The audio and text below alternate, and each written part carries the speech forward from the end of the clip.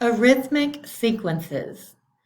All right, so today we're going to talk about arithmetic sequences, and we want to know how to write the terms of an arithmetic sequence. We want to be able to graph an arithmetic sequence. We also want to be able to identify arithmetic sequences, and we need to be able to write arithmetic sequences as functions. All right, so that's what we need to do to be successful today. All right. All right, some vocabulary that you need to know. A sequence is an ordered list of numbers. A term, each number in a sequence, that's called a term. An arithmetic sequence.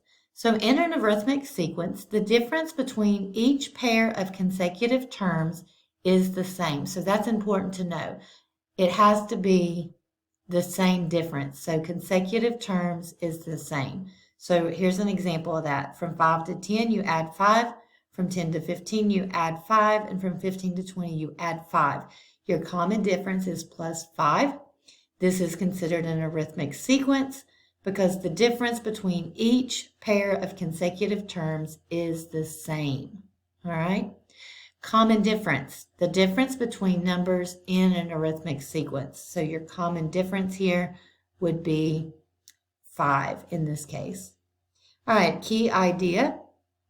When we need to write an equation for an arithmetic sequence, we need to know this equation. A subscript n will be the nth term of an arithmetic sequence, with the first term is A subscript 1 and a common difference of d. So the nth term is given by, so you can find the nth term is going to be equal to your first term plus n minus 1 times the common difference. Example 1, extending an arithmetic sequence. Write the next 3 terms of an arithmetic sequence. All right, so the first thing we need to do is see what the common difference is. All right, let's go ahead and read this. It says reading. An ellipsis, so the ... is a series of dots that indicates an intentional omission of information. In mathematics, the notation ... notation means and so forth.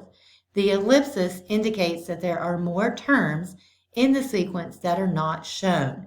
So when we have the sequence here, -7, -14, -21, -28, the ... indicates that there are more numbers in that sequence. So this says to write the next 3 terms. All right, so this is our first term is -7. Our second term is -14. From -7 to -14, we're going to add -7. From -14 to -21, we're going to add -7 again. And add -7 again.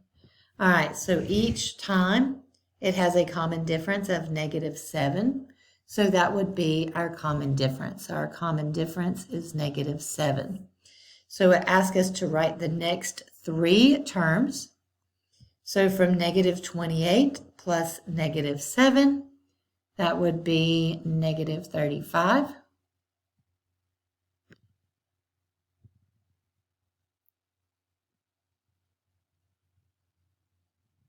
And then if I add -7 again, that would be -42.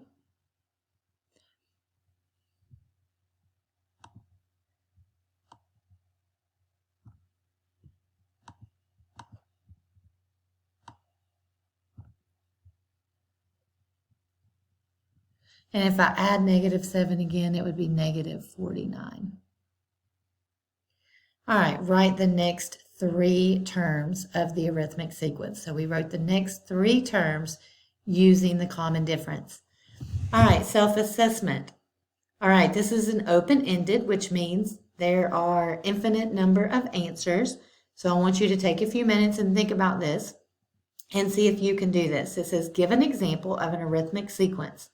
So remember, an arithmetic sequence has to have the same common difference from one term to the next. That makes it an arithmetic sequence. Then give an example of a sequence that is not arithmetic, but has the same first term as the arithmetic sequence you wrote. All right, so open-ended questions sometimes are difficult for students, so this is time to do this and practice when we can talk about it. All right, also write the next 3 terms of the arithmetic sequence. Same thing as up here, find your common difference, then write the next 3 terms.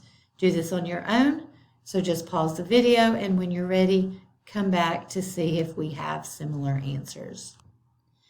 All right, so let's see what you came up with. All right, again, open-ended means there's infinite number of correct answers. As long as you meet the requirements of the question, then it would work. So what does the question say? Given an example of an arithmetic sequence.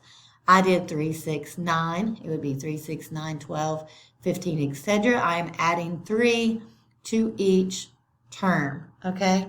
So if I do that, that would be my arithmetic sequence. Then give an example of a sequence that is not arithmetic, but has the same first term. I started with 3 here, so I'm going to start with 3 here. It has the same first term, but this one is not arithmetic. This one goes 3, 12, 48. So to get to 12, I have to multiply by 4. From 12 to 48, multiply by 4. So this one is not adding a common difference to get to the next term. It has the same first term, so it does meet the requirements of the problem. Open-ended, come up with something similar to that, and you would have a good example. For your notes, it would be nice for you to have a different example than the one I have here, okay? All right, write the next 3 terms of the arithmetic sequence, negative 12 to 0 to 12 to 24. Each time you are adding 12, so the common difference is add 12. I add 12 and get 36, add 12 and get 48, add 12 more and get 60. So that is the next 3 terms of that arithmetic sequence. Example 2, graphing an arithmetic sequence. Graph the arithmetic sequence 4, 8, 12, 16. What do you notice? All right, so we can make a table of values. We know that the term, okay, so the position or the number of term is going to be in the first column. So like number 4 is your first term. So we're going to have 1, 2, 3, 4. So our first term is 4. Our second term is 8. Our third term is 12. Our fourth term is 16. All right, so we can graph this as our x and our y value. All right, so we have 1, 4, so 1 up 4. And then we have 2, 8.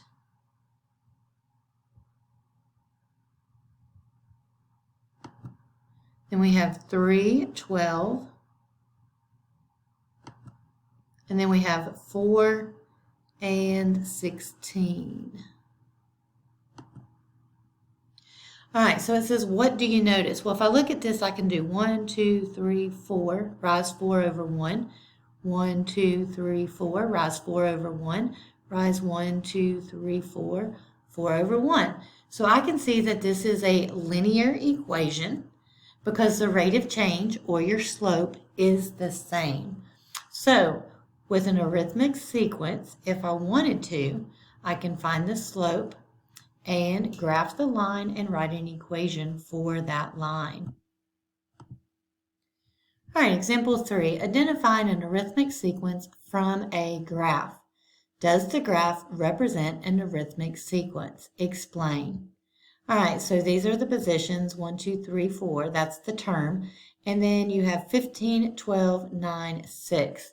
So we can look at these as 15, 12, 9, and 6.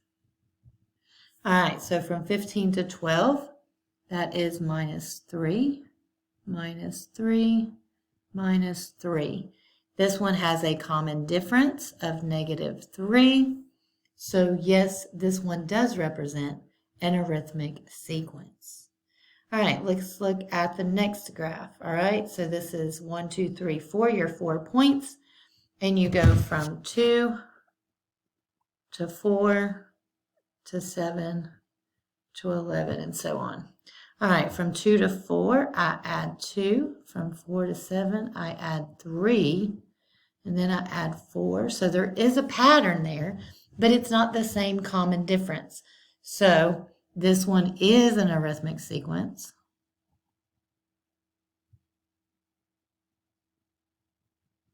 This one is not arithmetic.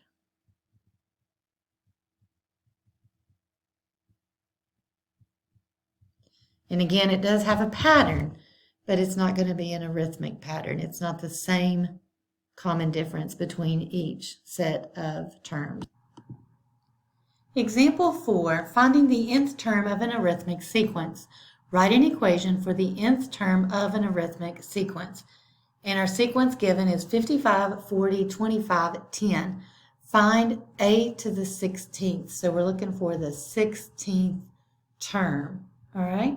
So if you remember the equation, it's given right here. A subscript n, so our nth term. This case, we're going to be looking for our 16th term. And then remember, a subscript 1 is your first term, plus n minus 1 times my common difference. All right, first let's find the common difference. If you look at the sequence here, you can see it goes from 55 to 40, so that is a minus 15 here. And then from 40 to 25, I subtract 15. 25 to 10, I subtract 15. So my common difference is negative 15. All right, I am looking for my 16th term. And I'm going to find that by taking my first term. Okay, so my first term is 55. And then I'm going to add that to n minus 1. Why do I do n minus 1? Well, I'm already using the first term here. So I'm going to do one less than that to account for taking this one out. So this will be n minus 1, so 16 minus 1, or 15. And then my common difference is negative 15. All right, so I can write this as a subscript 16. So I'm going to have 55 plus, remember you have to do order of operations here, so I've got 15 times negative 15. You have to do the multiplication before you add. So 15 times 15, I'm pretty sure is 225, but let's double check. Double check me. So I've got 15 times negative 15 should be negative 225, and it is. So I've got negative 225, and then I have to add the 55. And again, it's 55 plus 15 times negative 15. Just make sure, order of operations, you do multiplication before addition. So negative 170. So we can conclude that our 16th term equals negative 170. All right, and if you look at, this says using another way, an arithmetic sequence is a linear function whose domain is the set of positive integers. All right, remember domain is your x values. So because we're counting terms 1, 2, 3, 4, that's why it's positive integers. You can think of D as the slope and 1 in a subscript 1, so 1 in your first term here, as a point on the graph. An equation in point-slope form of the function is your nth term minus your first term equals d times n minus 1. This equation can be rewritten as this right here, which is what we're using. But this is point-slope form is something we looked at in a previous lesson, so you should be familiar with that. All right, what I want you to do is take time, pause the video, do the self-assessment in the very same way, and see if you get the same equation. All right, hopefully you found the common difference of 1.5. You plugged it into the equation, and you should have got the 25th term is equal to 40. If you have any questions, please let me know.